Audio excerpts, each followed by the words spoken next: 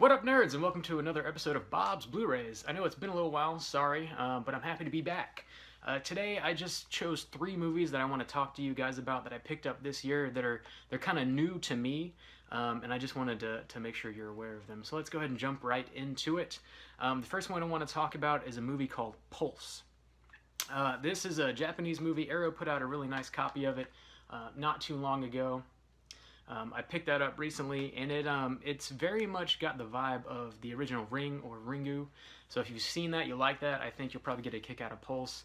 It's very slow moving and atmospheric. It's about this website that, should you visit it, you basically get to see a ghost. And the way they represent ghosts in this movie is very it's very painterly in a way. It's not like a normal representation of a ghost. And I would say that just in general, it's got this like really nice film grain throughout it. The restoration is like really beautiful to watch. So if that sounds like something that you would be interested in, I highly recommend it. Again, that's called Pulse. The next one I want to talk about tonally is completely different than Pulse. It's a movie called Cutting Class.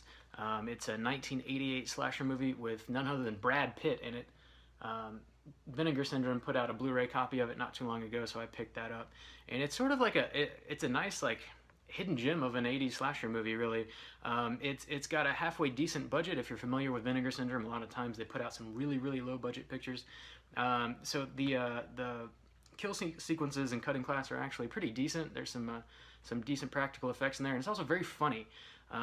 It's really goofy, and it's interesting to see Brad Pitt sort of ham it up in the early 80s. It's got some decent special features on it as well, so I definitely recommend picking up Cutting Class. You can get that one relatively inexpensively as well. The last one I want to talk about is actually another Japanese movie. It's a little more recent. It's a movie called One Cut of the Dead. So this guy right here is put out by Third Window Films, which is a company that I've never purchased anything from before, but it's based out of the UK, and if you look this up online, it says that it's Region B locked. I did some research and found out that's not entirely correct, so I picked a copy up and tried it on my Region A player, and it works totally fine. So don't let that stop you from picking a copy of it up. This movie is sort of legendary in the fact that it was put out I believe like the mid-2000s in Japan in just one theater, and it stayed there for a handful of years, and it made several $1 million, and it's got basically no budget whatsoever.